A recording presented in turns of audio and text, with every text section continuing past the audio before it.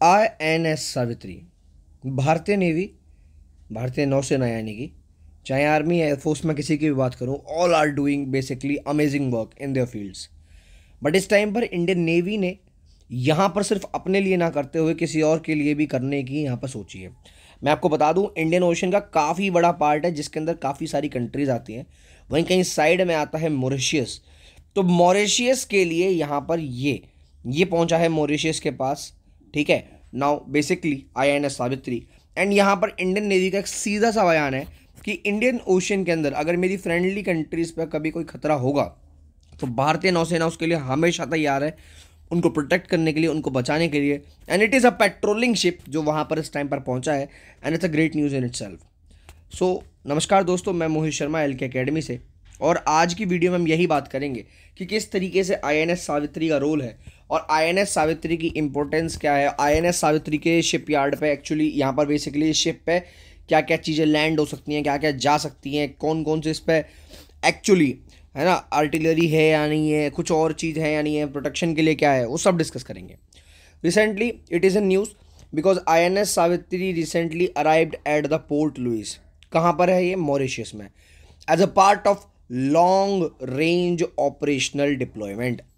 Sorry, what is the long range operational deployment? Actually क्या है कि हम इंडियन नेवी क्या कर रही है, जितने भी हमारी मैरीटाइम बॉर्डर्स हैं ना, ओवरऑल हम उनको प्रोटेक्ट कर रहे हैं। ये पेट्रोलिंग शिप है, तो हम चाहते हैं कि हम यहाँ पर लॉन्ग टाइम तक सस्टेन कर पाएँ। इंडियन ओशन में पेट्रोलिंग करना, इंडियन ओशन में अपनी फ्रेंडली कंट्रीज को बचाना, इसीलिए हमने इस ऑपरेशन को basically long range operational deployment बोला है। ठीक है, to the south west Indian ocean region. अब आप समझ रहे हो साउथ वेस्ट कौन सा वाला पार्ट है? This is what south, this is what east, this is what waste.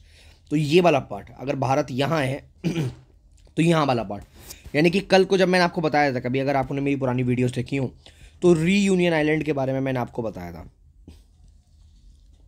काफ़ी स्ट्रेटेजिक लोकेशन है ये। तो रीयूनियन आइलैंड के पास वाला जो हिस्सा है, मैं उस हिस्से की बात कर रहा हूँ, वहाँ पेट्रोलिंग करना तो काफ़ी ज़्यादा इंपॉर्टेंट पार्ट है ये। ठीक है, आई होप आपको समझ आया हो। Now India's commitment to the regional maritime, ठीक है, basically security and the cooperation is all about this thing. ठीक है, नाउ अबाउट INS सावित्री की बात करूं तो ये एक indigenously built offshore patrol vessels है। ऑफशोर का मतलब समझ रहे हो, जो पानी में जाता है। ऑनशोर का मतलब समझ रहे हो, जो लैंड की तरफ जाता है। This is what offshore and onshore of the Indian navy. Builder कौन है इसका? ठीक है, मैजागॉन डॉक लिमिटेड, जो कि मुंबई में है। कमीशन कब हुआ था ये? 7 जून 1990 में। ठीक है, command it's comes under the operation under the eastern naval command. And headquarter कहाँ है इसका? विशाखापट्टनम। ज़्यादातर नेवी के हेडक्वार्टर्स और ईस्टर्न कमांड बहुत सारी चीज़ों को संभालती है। Now guys, look at the location. This is called the south waste location.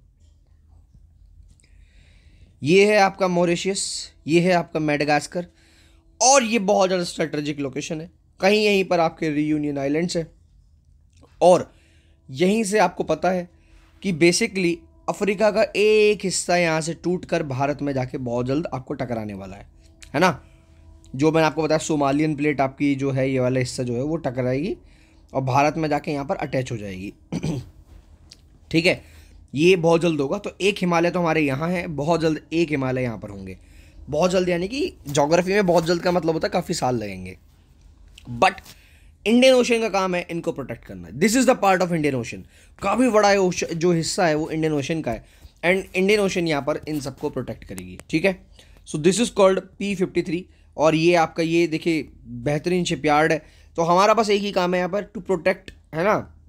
Protect के साथ साथ अपनी पेट्रोलिंग करना। अब ये पेट्रोलिंग शिप का मतलब समझ रहे हो ना, जो एक तरीके से आप चौकीदार रखते हो तो वो क्या करता है, इधर उधर चक्कर लगाता, देखता कोई चीज़ गलत तो नहीं हो रही।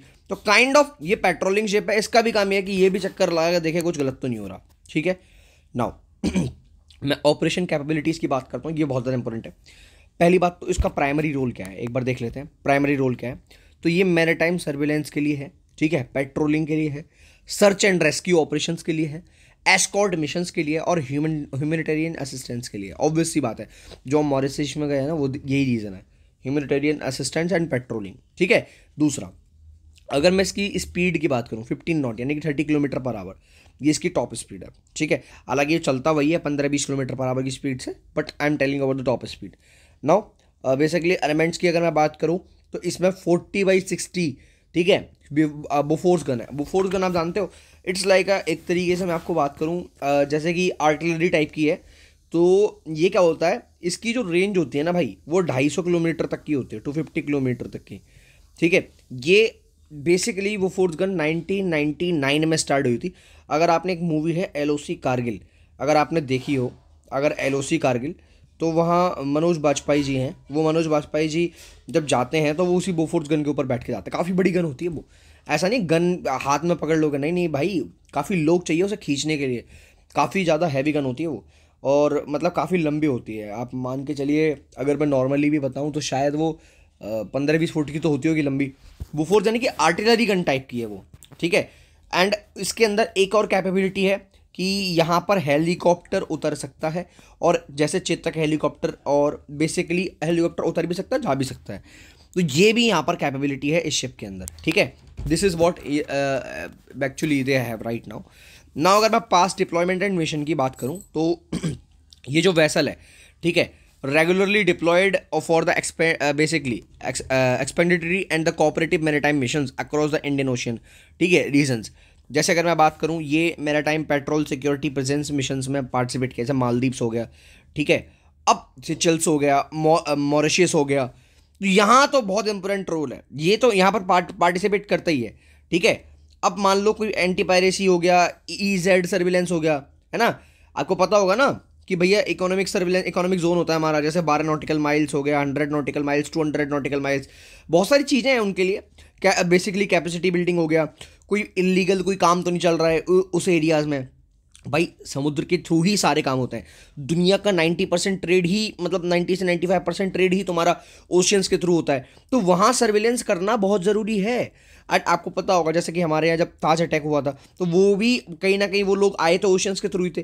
तो बहुत सारी चीज़ें हैं ओशियंस के थ्रू ही होती हैं। तो वहाँ पेट्रोलिंग करना बहुत है, इसीलिए इंडियन नेवी का काम ना हर वॉर में बढ़ जाता है। और पता है, कोई भी लड़ाई जो होती है ना, वो 3 फ्रंट से लड़ी जाती है, आर्मी, नेवी एंड एयरफोर्स। और सबसे खतरनाक फ्रंट जो होता है वो हमेशा नेवी होता है, बिकॉज नेवी ही तय करती है जंग जीती जाएगी या हारी जाएगी। क्योंकि एक कंट्री से दूसरी कंट्री तक पहुंचना through the land, it's not लगा इतना जल्दी पॉसिबल नहीं होता। बट यस, या तो वो एयरफोर्स के द्वारा डिप्लॉयमेंट हो गया या नेवी के द्वारा, बट ज़्यादातर वो नेवल शिप्स वगैरह यूज होते थे। वॉर के टाइम पे, किसी भी सिचुएशन के टाइम पे नेवी बहुत इंपॉर्टेंट रोल प्ले करती है। अगर नेवी ने प्रोटेक्ट कर लिया तो आर्मी, एयरफोर्स अपना काम करके इस जंग को जिता देती है। Now this is all about कि जो मुझे आपको बताना था, एक इंपॉर्टेंट चीज़ बतानी थी कि किस तरीके से यहाँ पर सारी चीज़ें रोल प्ले कर रही हैं और किस तरीके से यहाँ इंपॉर्टेंस हो रही है। सो गाइज, आई होप आपको वीडियो पसंद आया होगा। बट उससे पहले एक इंपॉर्टेंट इन्फॉर्मेशन, हमारी एकेडमी हर साल एक कुछ इंपॉर्टेंट कोर्सेज जैसे CDS, NDA, UPSC, GPSC, multiple courses launch करती है एक्चुअली। आप किसी भी कोर्स को अगर ज्वाइन करना चाहते हो, किसी भी कोर्स की डिटेल को जानना चाहते हो, आप इस QR कोड को स्कैन करो, और इसको स्कैन करने का आपको डिटेल मिल जाएंगी। अगर आपको डिस्काउंट चाहिए तो मेरा ये कोड यूज़ करो, MH05, you will get a discount on the particular courses, ठीक है गाइज। चलिए, आई होप आपको वीडियो समझ आया होगा। मिलेंगे अगली वीडियो में, तब तक के लिए जय हिंद, वंदे मातरम।